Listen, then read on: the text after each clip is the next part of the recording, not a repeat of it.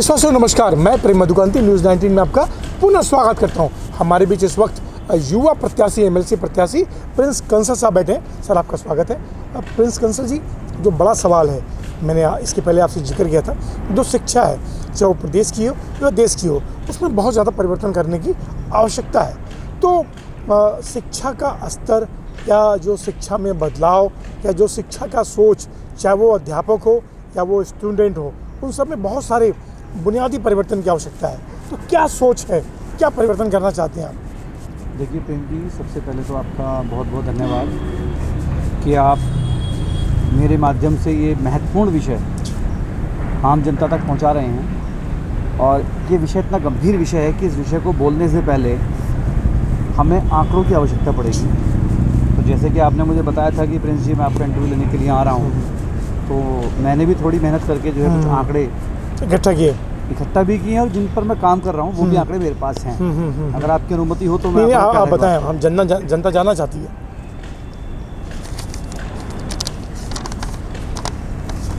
देखिए, अगर हम बात करते हैं शिक्षा के इस तरह की और शिक्षा नीति की, जी, मेरा working area MLC graduate candidate होने के नाते उत्तर प्रदेश रहा है।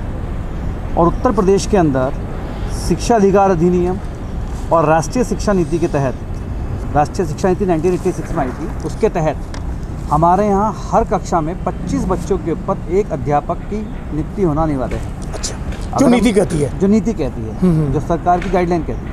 लेकिन अगर हम उत्तर प्रदेश की बात करें तो हमारे यहाँ 50-50 बच्चों के ऊपर एक शिक्षक है।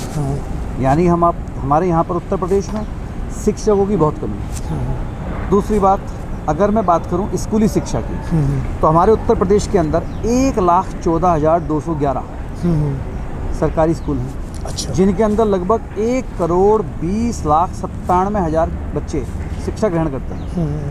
इन 1,14,211 स्कूलों पर लगभग 4,17,886 शिक्षकों की आवश्यकता बनती है। लेकिन हमारा दुर्भाग्य है ये, हमारे यहाँ की गलत शिक्षा नीति है ये। और हमारे यहाँ पर मेरा अपना मानना है कि पूर्ववर्ती सरकारों का तब से लेकर अब तक इस क्षेत्र में जो हीला हवेली इनकी रहती है, जो ढिलाई सरकारों ने बढ़ती है, उसी का नतीजा है कि आज तक भी हमारे यहाँ पर 4,17,886 शिक्षकों के अनुपात में केवल 2,73,960 शिक्षकों की नियुक्ति हुई। इतनी गैपिंग है अभी।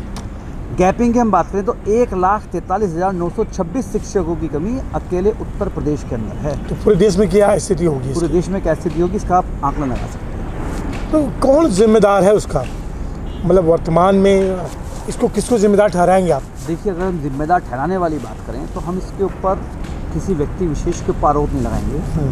मेरा अपना ऐसा मानना है कि गलत शिक्षा नीति के ऊपर शुरू से ही हमारे यहाँ शिक्षा के लिए कोई खास काम नहीं है, जो कि होना चाहिए था। यहाँ पर एक विषय ये भी आता है कि उत्तर प्रदेश में इतने बुरे हालात क्यों हैं।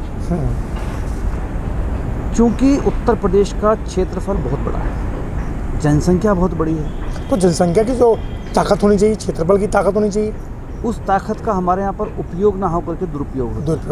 मैं हमेशा से पक्षधर रहा हूँ छोटे राज्यों का, क्योंकि इतिहास गवाह है जहाँ जहाँ छोटे राज्य बने हैं वहाँ पर विकास तेज़ी से हुआ है। उत्तर प्रदेश में स्थिति अभी ऐसी नहीं बन पा रही है। आप देखेंगे उत्तराखंड का हमारे यहाँ से अलगाव हुआ तो उत्तराखंड में कितनी तेज़ी से विकास हुआ।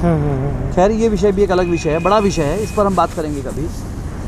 अगर हम बात करते हैं उत्तर प्रदेश की, मैंने आपको बताया कि हमारे यहाँ पर 1,43,926 टीचर्स की शॉर्टेज है, जिसमें ग्रामीण क्षेत्रों, जिसमें भारत बसता है। कहते हैं ना कि हमारा भारत गाँव में बसता है। ग्रामीण क्षेत्रों के अंदर 1,31,020 टीचरों की शॉर्टेज है। और ये आंकड़े प्रिंस कंसल नहीं कह रहा है, ये आंकड़े भारत सरकार की वेबसाइट्स पर हैं। ये आंकड़े प्रदेश सरकार की वेबसाइट्स पर हैं।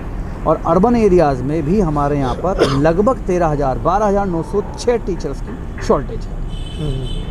तो ये हमारे यहाँ पर, जैसा आपने भी सवाल रखा कि शिक्षा का स्तर हमारे यहाँ पर इतना नीचा क्यों है, शुरू से काम नहीं हुआ है। हमारे यहाँ पर धर्म संप्रदाय की राजनीति हावी रही है, हमारे यहाँ वंशवाद की राजनीति हावी रही है, हमारे उत्तर प्रदेश में परिवारवाद की राजनीति हावी रही है।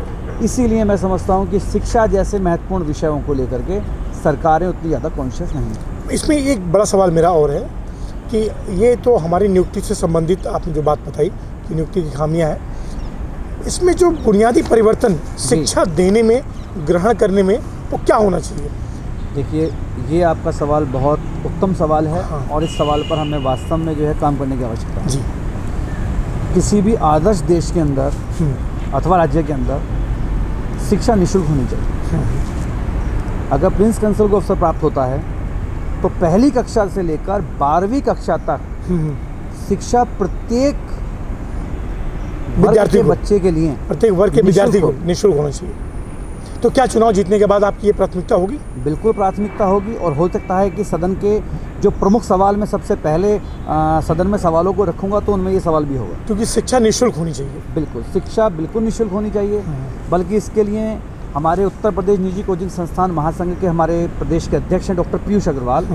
मेरा सौभाग्य है कि वो मेरे चुनाव के संयोजक भी हैं। उनके साथ मिलकर हमारी बात चल रही है कि 12वीं क्लास के बाद जो बच्चे हमारे कंपटीशन में बैठते हैं, बड़ी महंगी उनकी पढ़ाई होती है। कॉम्पिटिशन्स में जाते हैं, वो उसकी कोचिंग लेते हैं, कोचिंग बड़ी महंगी होती है। तो हम कुछ इस दिशा में भी काम कर रहे हैं कि 12वीं कक्षा के बाद अथवा ग्रेजुएशन के बाद जो बच्चे कंपटीशन में बैठते हैं, उनको हम किसी भी रूप से ऐसी व्यवस्थाएं करें कि उनको कंपटीशन एग्ज़ाम्स में बैठने के लिए जो उनको कोचिंग की आवश्यकता पड़ती है वो भी उनको हम निःशुल्क दें। तो ये मतलब आर्थिक रूप से उनको मजबूत बनाएंगे, जिससे कि हर विद्यार्थी जो है, बिल्कुल, जो विद्यार्थी या जो परिवार आर्थिक रूप से कमज़ोर है लेकिन उसके बच्चे में योग्यता है और वह योग्यता आगे बढ़ना चाहती है, तो उसको हम हर तरीके से सपोर्ट करें। प्रिंस जी, सवाल मेरा एक और है, इसी से जुड़ा हुआ है कि बेसिकली जो तरीका क्या है, जो जैसे मान लीजिए जो पद्धति है शुरू से पढ़ने और पढ़ाने की जी, और उसका नतीजा ये है कि आप देख सकते हैं कि अपराध की संख्या क्या है, कितनी बेरोजगारी है। मैं बेरोजगारी सवाल नहीं जोड़ना चाहता हूँ, मैं आपसे चाहूँगा, एक दिशा देना चाहेंगे आपसे कि आप दिशा दीजिए कि किस माध्यम से, क्या नया माध्यम होगा? देखिए, बेरोजगारी के विषय पे आप मुझे बोलने नहीं देते हैं। नहीं, हम लोग सर चुनाव का जो किसी मेरा और विषय मुद्दा पे है वो बेरोजगारी जी, ही जी, है। जी, जी। कोई बात नहीं, आपकी जब कृपा होगी जब बेरोजगारी के विषय पर भी बोलेंगे। हाँ। आपने ये बात रखी है। नहीं, आपने दो बड़े अच्छे मुद्दे किए शिक्षा में कि नियुक्ति की बहुत कमी है और उनकी जो इतनी भी फीस है वो निःशुल्क होनी चाहिए। मैं जो बुनियादी सवाल आपसे पूछ रहा हूँ कि डिलीवरी करने का तरीका में क्या बदलाव होना चाहिए?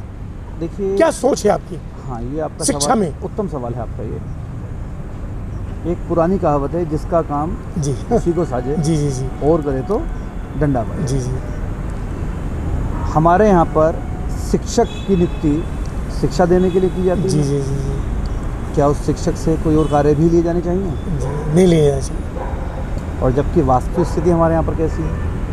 वो बहुत सारे काम करता है। तो आप स्वयं ही इस सवाल का जवाब दे रहे हैं कि हमारे यहाँ पर जो शिक्षा का स्तर इतना निम्न है, उसके पीछे सबसे प्रमुख कारण ये है कि हमारे जो सरकारी शिक्षक होते हैं, चाहे वो प्राइमरी के हों, चाहे वो माध्यमिक के हों या वो उच्च शिक्षा के हों, उनको शिक्षण कार्य के अतिरिक्त भी उनको इतने कामों में झोंक दिया जाता है, वो सब लोड हट जाना चाहिए। वो सब लोड उन पे हट जाना चाहिए। और उनकी जवाबदेही तभी सुनिश्चित होगी जब हम उनको केवल और केवल शिक्षण के कार्य के लिए ही उनसे सेवाएं हम लेंगे। सेवाएं लेंगे। सर, अभी एक शिक्षा नीति में बहुत बड़ा केंद्र सरकार ने परिवर्तन किया, क्या उसका समर्थन करते हैं? देखिए, शिक्षा नीति में परिवर्तन केंद्र सरकार ने किया, मैं उसका पुरजोर समर्थन करता हूं, लेकिन साथ ही मैं ये भी कहता हूं कि वह शिक्षा नीति सही तरीके से बिना किसी भ्रष्टाचार के डिलीवरी होनी चाहिए, डिलीवरी होनी चाहिए, पहुंचनी चाहिए। बिल्कुल, ऐसा ना हो कि अन्य योजनाओं की तरह वह भी कागजी योजना बन कागजी हो जाए, जैसे कि बहुत सारे सरकारी योजनाएं देखी जाती हैं।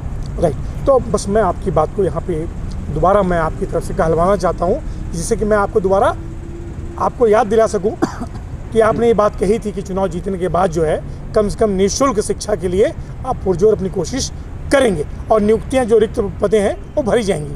देखिए, न्यूज़ 19 आपके चैनल के माध्यम से मैं अपने क्षेत्र की अति सम्मानित जनता से है आश्वासन भी देता हूँ और वादा भी करता हूँ कि यदि एमएलसी स्नातक चुनाव में क्षेत्र के स्नातक मतदाताओं ने, क्षेत्र की जनता ने मुझे विधान परिषद में भेजने का कार्य किया, निसंदेह मैं अपने जीवन का प्रत्येक पल बेरोजगारी को समाप्त करने में और अपने क्षेत्र के प्रत्येक बच्चे से लेकर शिक्षार्थी की जो एक कैटेगरी है, हर व्यक्ति को उच्च शिक्षा प्रदान करने में अपने जीवन को सर्वस्व न्यौछावर करने का मैं आश्वासन आपके चैनल के माध्यम से क्षेत्र की जनता को दे रहा हूँ। प्रिंस जी आपका बहुत बहुत धन्यवाद। फिर किसी विषय में मिलते हैं। Thank you sir. बहुत बहुत धन्यवाद प्रेम जी, आपका भी शुक्रिया। Thank you.